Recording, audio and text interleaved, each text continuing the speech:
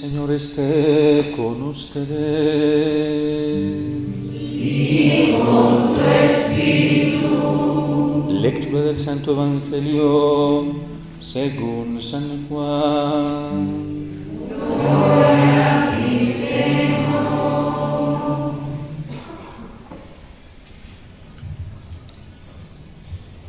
En aquel tiempo, Felipe encuentra a Natanael y le dice: aquel de quien escribieron Moisés en la ley y los profetas, lo hemos encontrado, Jesús, hijo de José de Nazaret.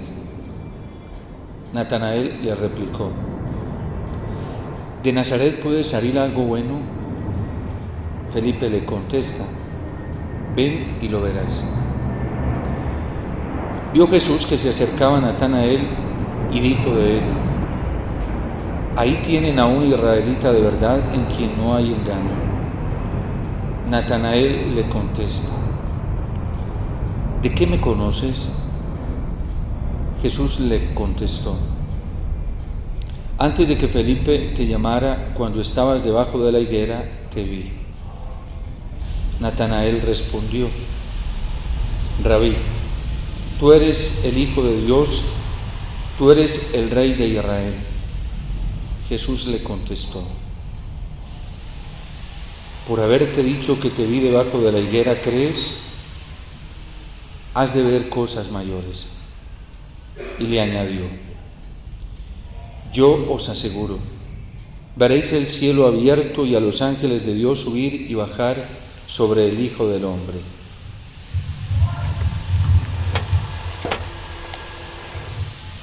Palabra del Señor. Gloria a ti, Señor Jesús.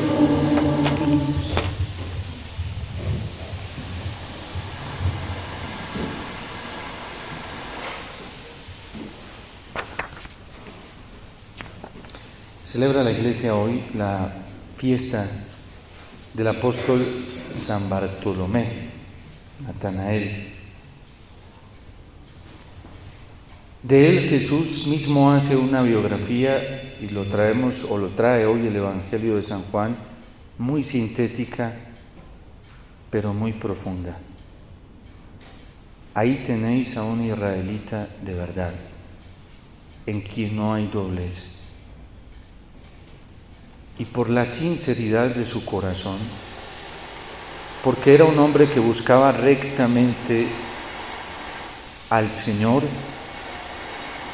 y que toda su esperanza en la búsqueda, en todo lo que él hacía continuamente, la tenía puesta solamente en Dios. Y todas sus prácticas cotidianas en la oración, en la vida espiritual, en su camino de fe, no tenían otro fin, otra meta diferente a la de encontrar a Dios, de poder conocer a Dios como verdaderamente Él es, y no como se lo contaban, y no como se lo describían. Era un hombre en quien no había doblez en su interior, porque quería encontrarse con el verdadero Dios del Antiguo Testamento, del cual ya él había escuchado que narraban y decían cosas prodigiosas de él, porque era un hombre seguro, que era atento a la ley de Moisés, y la meditaba y la oraba y volvía nuevamente a la palabra de Dios para poder estar atento e identificar a Dios cuando se manifestara como Él sabía manifestarse, en esa sabiduría, en ese amor, en esa omnipotencia que Él mismo escuchaba tantas veces en la historia de la salvación. Buscaba rectamente y con un corazón sincero, porque buscaba la esperanza mesiánica de Dios, su manifestación en los profetas. Era un hombre que frecuentaba a los profetas, los leía, los meditaba e incluso se dejaba corregir por ellos y dejaba orientar su vida por la exhortación que hacían continuamente los profetas a quienes no estaban viviendo de acuerdo a la ley del Señor y no se estaban preparando debidamente para recibir el amor de Dios que iba a manifestarse en los tiempos mesiánicos. Y por eso Cristo dice de él: es un verdadero israelita porque tiene su corazón lleno de humildad y ha sido capaz de adecuar su corazón su conducta, su forma de pensar, su forma de sentir, su forma de ser, a la exhortación de los profetas, que no era fácil. Porque la primera reprenda de los profetas fue al mismo pueblo de Israel. Dios se encontraba insatisfecho con la forma en que sus hijos estaban viviendo la fe, empezando por los mismos reyes, los mismos profetas, los mismos sacerdotes y muchos profetas que se habían pervertido, a quien Dios había escogido para dar un mensaje al pueblo, pero no estaban comunicando la verdad de Dios. Pero este es un israelita de verdad, porque acoge con humildad, con un corazón de niño, las correcciones que hace un padre a través de los profetas, aunque fuesen duras. Cristo mismo lo está describiendo, porque fue un hombre que se dedicó a buscar al Señor a través de los salmos, orando continuamente con los salmos. No se inventaba otra forma de piedad, de vida espiritual y de oración más que buscar a Dios a través de Dios mismo, que se había manifestado en los salmos, y creía en ellos. Y por eso es un israelita en quien no hay doblez de corazón, hay limpieza de corazón. Y Jesús mismo dice de él: te vi, yo te vi cuando hacías todo eso. Yo te escuchaba cuando me orabas. Yo te contemplaba cuando tú, buscando la verdad sinceramente y buscando a Dios, te ibas a la palabra de Dios y adecuabas tu vida obedientemente a lo que ella pedía. Por eso es un israelita de verdad, porque es obediente. El obediente no es el que dice fanfarronerías con su boca y dice que obedece de todo y que siempre le obedece a Dios y que confía en Dios y que tiene su fe puesta en Dios, sino el que manifiesta con su vida, con su conducta, con su forma de hablar, con su forma de pensar, con su forma de sentir, adecúa toda su vida y las potencias de su vida con la palabra de Dios, como lo hizo la Virgen. Esa es la verdadera fe. Y por eso ahí tenéis a un israelita de verdad, en quien no hay doblez. ¿Quién es el doble? El doble es el que dice una cosa, pero por dentro siente otra. El doble es el que muestra externamente una cosa, pero por dentro vive de otra manera. Está de acuerdo con otras cosas. Y Dios ya estaba cansado con esa doblez en el pueblo de Israel, porque se vestían muy bien de religiosos y se vestían de piedad, y sus ornatos externos, sus vestimentas, manifestaban lo que era supuestamente una verdadera piedad, pero su corazón no estaba adecuado con lo que mostraban externamente. Este israelita es de verdad. En él coinciden el ser y el hacer. Y por eso ahí lo tenéis, de verdad. Y yo te vi, Bartolomé. Yo te conozco. Yo sé quién eres. Porque yo te he visto luchando una y otra vez por serme fiel, por cumplirme en mandatos. No solo decir con tu boca que te gustan mis mandatos, que hay que cumplir los mandatos. Tú te esfuerzas por vivirlos y por ser coherente a mi palabra. Yo te vi cuando estabas debajo de la higuera. Yo te conozco y sé quién eres. Porque a Cristo nadie lo podía engañar, ni lo puede engañar. A los hombres nosotros nos le podemos vestir de maquillaje, a Dios no. Y he ahí a un israelita de verdad, en quien no hay doblez. Y entonces Natanael se asombra y le dice: Rabí, eres maestro. El Concilio Vaticano II, en la Constitución Dogmática Dei Verbum, nos dice que Cristo Y lo trae el Catecismo de la Iglesia Católica también cuando nos habla de la revelación y de la Sagrada Escritura, que Cristo es la única palabra de la Sagrada Escritura. No hay varias, es una. Y en esos momentos Natanael reconoce al mismo que él ha obedecido, ha leído, ha meditado en los salmos, en la ley de Moisés, en los profetas y en los demás escritos. Reconoce porque es la Sagrada Escritura, ha sido su maestro. Y reconoce que es el mismo, coinciden.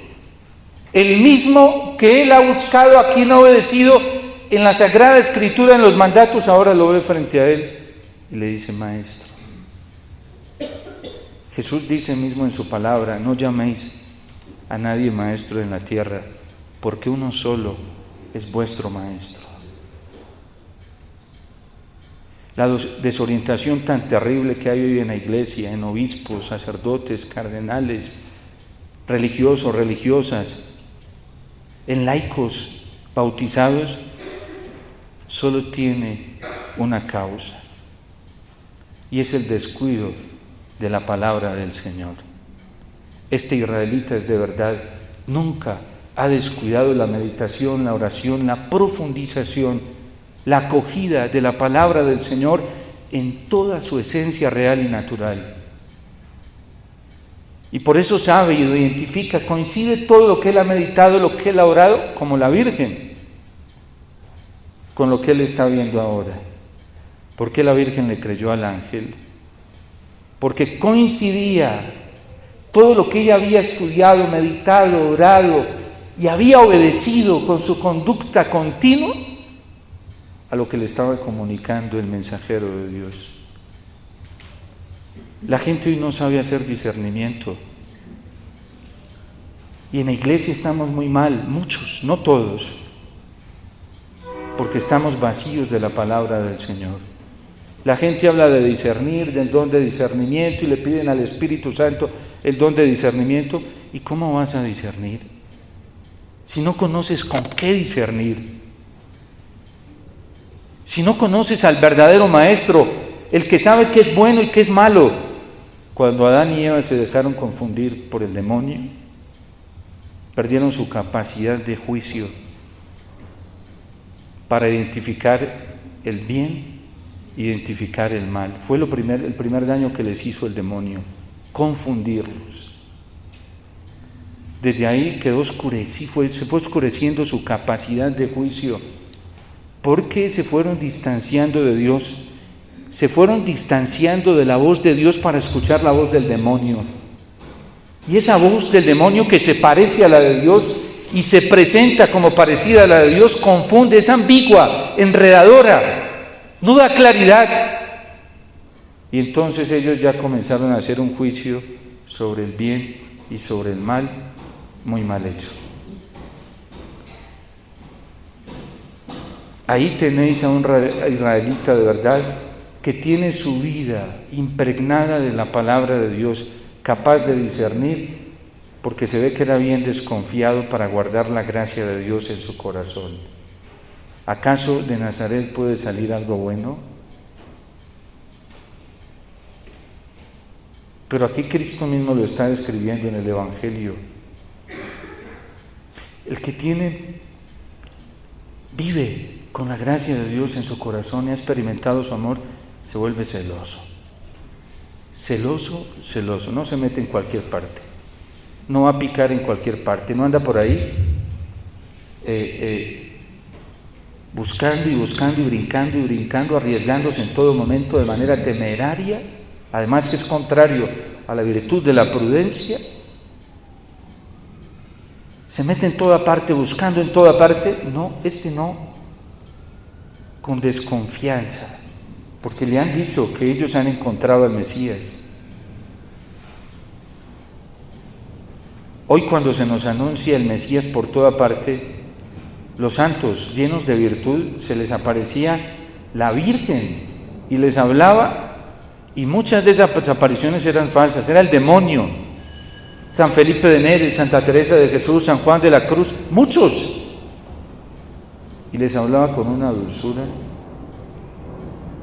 y les hablaba con una bondad, Cuando la Virgen se apareció a Santa Bernardita, hubo cerca de 50 manifestaciones similares, idénticas a la Inmaculada Concepción en Europa. 50. ¿Y por qué la Iglesia se demoró tanto para hacer un juicio sobre Lourdes? Porque tenía que discernir, como lo está haciendo Natanael, como lo hacía la Virgen, que no a la primera dijo sí. Cuestiona el mensaje. Yo tengo que verificar si lo que tú me estás pidiendo coincide con lo que yo ya conozco. Porque está llena de Dios, está repleta de la gracia de Dios. Los católicos hoy estamos muy vulnerables, incluyendo sacerdotes y pastores. Se nos ha perdido la capacidad de juicio, hemos perdido la cabeza, porque ya hace mucho tiempo perdimos al Señor de vista en su palabra. Y Bartolomé identifica lo que dice el Concilio Vaticano II, la Dei Verbum, y lo que dice el Catecismo de la Iglesia Católica. El Papa Benedicto XVI lo retomaba y lo retoma muchas veces, incluso en su libro póstumo, con mucha tristeza, y lo dice como los cristianos católicos hoy andamos perdidos, vulnerables al error, porque hemos perdido ese contacto constante, atento y esperanzador con la palabra de Dios, que es la que nos guía, es el Maestro. Cristo es la palabra única de toda la Sagrada Escritura. San Juan lo dice en su prólogo: en el principio existía la palabra, y la palabra era Dios, y por ella se hicieron todas las cosas, y sin ella nada se hizo. Y cuando Dios Padre dijo hágase la luz, lo hizo a través del Verbo. Cuando dijo hagamos al hombre a nuestra imagen y semejanza, lo hizo a través del Verbo. Y cuando dijo sepárese en las aguas, lo hizo a través del Verbo. Y por eso cuando el Verbo se encarnó fue capaz de dominar las fuerzas de la naturaleza. Cuando estaban alborotadas y desordenadas y les decía calma, detente, y ellas se detenían. Porque es la única palabra, Cristo el Señor, a quien hoy estamos celebrando en esta Eucaristía, y quien verdaderamente se hace presente y real aquí, cuerpo, alma, sangre y divinidad en toda su realeza divina y humana. Esto era lo que vivía Natanael, porque vivía de él. Maestro, tú eres el Hijo de Dios. ¿De dónde sacó él esta expresión? De lo que anunciaban los profetas, que en los tiempos mesiánicos de salvación y en la plenitud de los tiempos, Dios iba a enviar a un hijo, y que él mismo lo iba a guiar, y que él iba a obedecer todo lo que Israel nunca había obedecido. Isaías lo repite, Ezequiel lo dice, esto ya lo sabía Natanael, y le dice: tú eres ese del que nos hablaban los profetas, tú eres ese del que habló Moisés en el libro del Deuteronomio, cuando dijo: va a venir un profeta más grande que yo. Tú eres el rey de Israel. Dios había prometido a David y le dijo: tu trono permanecerá para siempre. Y la dinastía davídica había perecido totalmente. De hecho, los Herodes ya no hacían parte de la dinastía davídica, porque se terminaron por las infidelidades de los que eran sucesores de David. Ese reinado terminó muriendo. ¿Dónde se acabó? Nos lo anunció el profeta Ezequiel esta semana, cuando Babilonia invadió Israel y terminó con todo vestigio de reinado. La monarquía entró en su crisis y se quedaron sin gobernante los israelitas. Pero ¿a qué se aferró Natanael? No a lo que veían sus ojos, que veían un rey que era Herodes, que ya no hacía parte de esta dinastía y que además era un corrupto. Se aferró a lo que sentía su corazón de escuchar la palabra de Dios, porque Dios es fiel. Y juró por su nombre De su boca salió una sentencia irrevocable que iba a sentar a uno de sus hijos sobre su trono. Y él lo identifica ahí. Aquí está el Hijo de David, el que nos prometió Dios. Este es el que nos va a liberar. Que nosotros, creciendo si no la hemos perdido, ¿sí? Creciendo en la fe verdadera, sepamos identificar al Señor, como lo hizo Natanael. Y si la perdimos, porque la fe se puede perder. Nos lo advierte el Catecismo de la Iglesia Católica y el Concilio Vaticano II. Si no se cuida, se pierde. Pero como Dios es omnipotente, la puede volver a dar. Y podemos volverla a recuperar escuchando al Señor, buscándolo a Él. Si la hemos perdido, pues que la busquemos rápidamente, como la novia del Cantar de los Cantares. Lo busqué hasta encontrarlo, y cuando lo encuentro no lo soltaré. Y si tenemos bien firme la fe, que el Señor nos la siga incrementando más, porque lo vamos a necesitar. Los tiempos que se asoman no son fáciles, y solamente se pueden vivir con una fe verdadera y auténtica. Sobre todo la fe que nos lleva a reconocer rápidamente a Jesús en la Eucaristía, para que podamos decir desde el fondo de nuestro corazón: tú eres el Mesías, tú eres el Hijo de David. Cada que estemos en la Eucaristía y lo comulguemos y lo recibamos, podamos decir: tú eres. Cada vez que lo veamos levantado en alto, le digamos: tú eres, no hay otro, tú eres el que nos va a salvar. Y allí esté centrada nuestra esperanza en los tiempos difíciles, ahí esté centrada nuestra ilusión en los tiempos de prueba, y ahí se alimente y se nutra constantemente el amor en nuestro corazón, y de allí brote la verdadera alegría y el gozo que necesitamos para vivir los tiempos que vivimos y los que se asoman. Oremos por la Iglesia, para que todos en la Iglesia descubramos en Cristo al único Salvador. Dios te salve María, llena eres de gracia, el Señor es contigo, bendita tú eres entre todas las mujeres, y bendito es el fruto de tu vientre